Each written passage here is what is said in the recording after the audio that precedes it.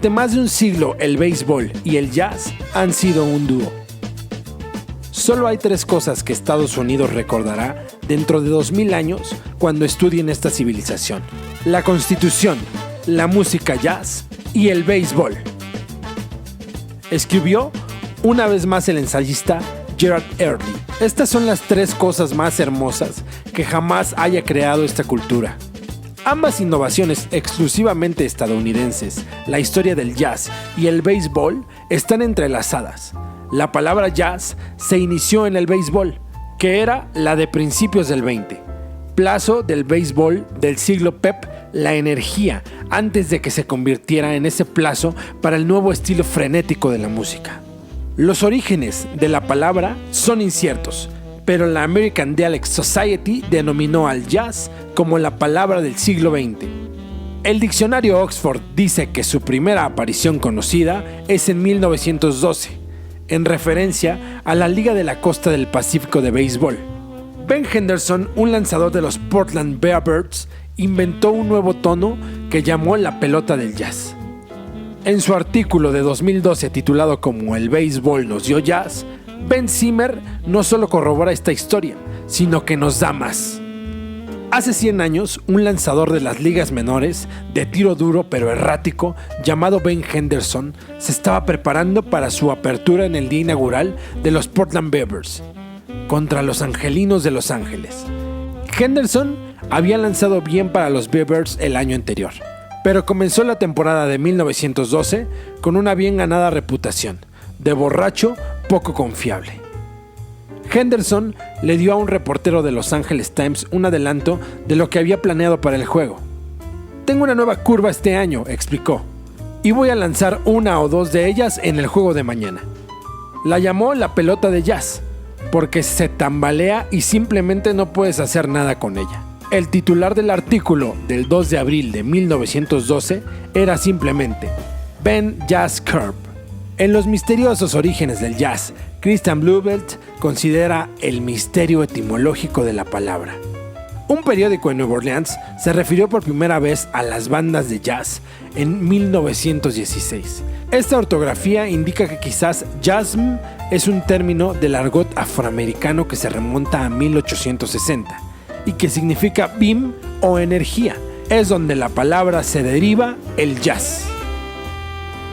El quién o el qué detrás de la creación del jazz también es un misterio. Algunos postulan que el jazz nació en 1895 cuando Buddy Bolden fundó su primera banda. Otros dicen que fue en 1917 cuando Nick LaRocca y su original Dixieland Jazz Band grabaron el primer disco de jazz llamado Liberty Stable Blues. Jelly Roll Morton dijo una vez que se inventó el género en 1920, pero hay una cosa en la que todos los relatos están de acuerdo.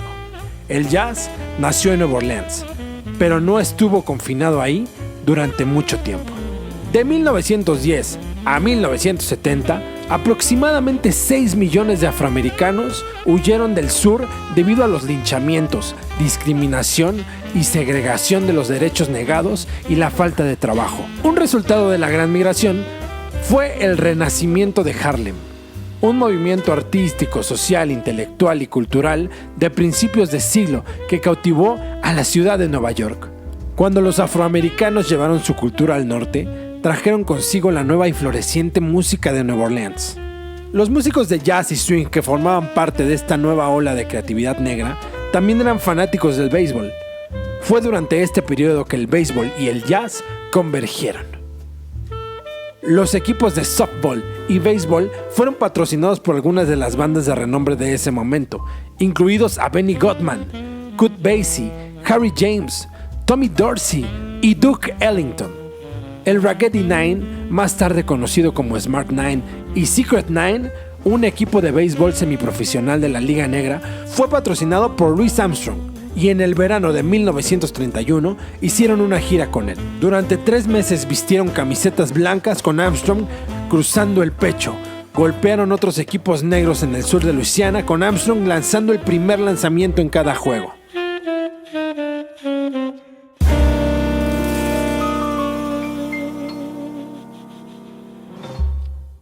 En su edición del 22 de agosto de 1931, el Louisiana Weekly proclamó: "La gente está declarando que el mago Cornet estará ahí fuera para que su clan llegue al final de la cuenta y su misteriosa orden jugará como los Dickens, para lamer el club de Coach Bailey". La presencia de Armstrong en el juego fue muy importante, y la noticia de su aparición atrajo a más de 1,500 espectadores para el juego contra los Medias Blancas de Melbourne. El día incluyó 3 juegos de béisbol en lugar de 2 originalmente programados, y un picnic comunitario, obviamente con mucha música jazz.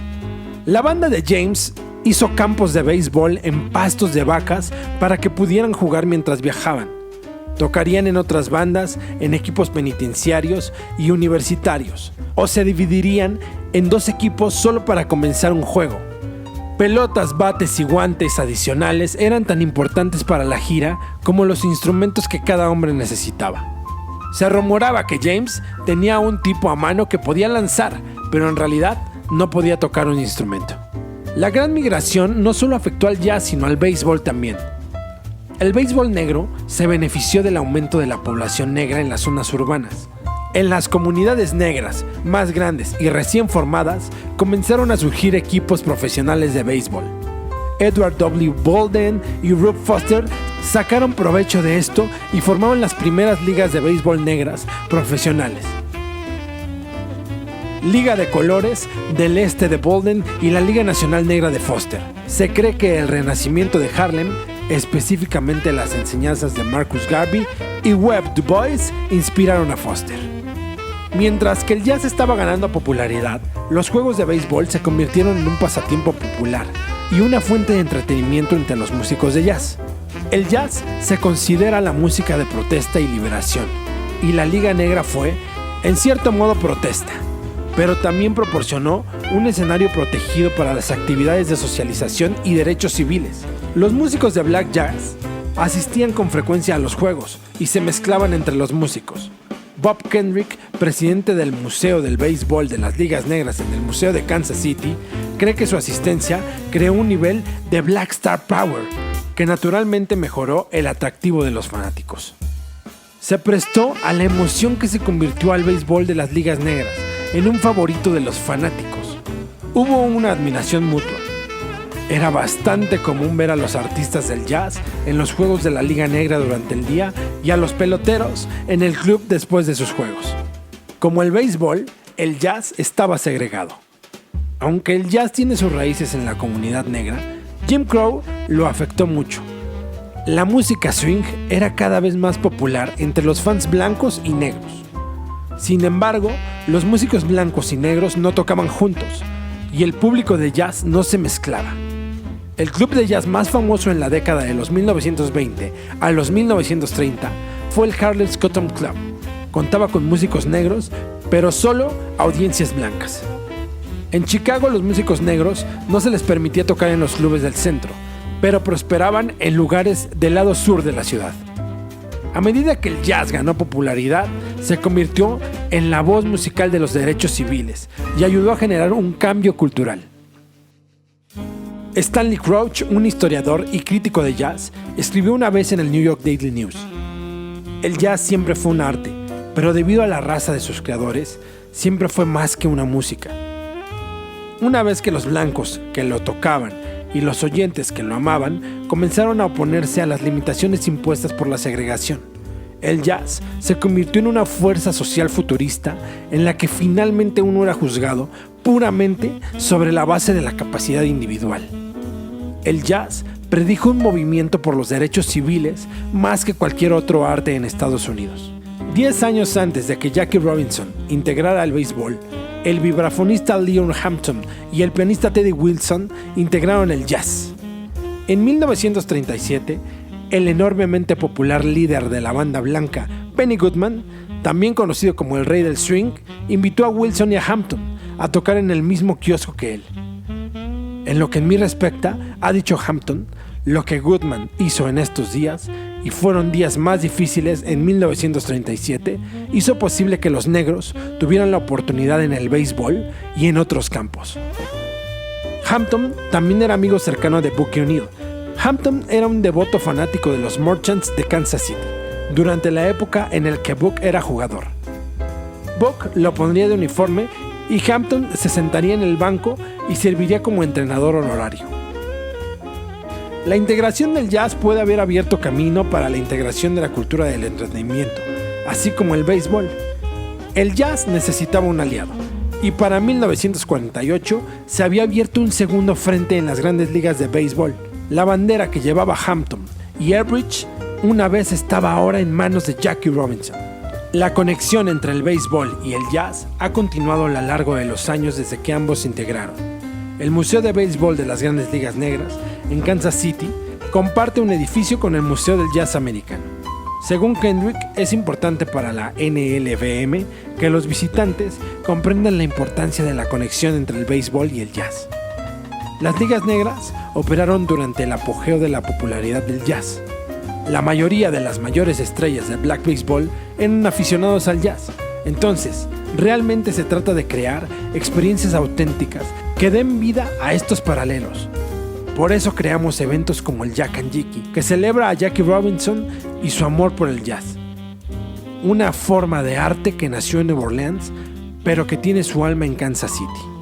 Aunque el béisbol y el jazz pueden haberse separado uno del otro, así como desde que comenzaron, 100 años después de su presencia en la sociedad estadounidense, sigue siendo la clave para desbloquear el alma de los Estados Unidos de América y de todos aquellos que sentimos, que tenemos pasión, que tenemos esa entrega y que al tener un instrumento o una pelota en nuestras manos, volamos hasta otro universo.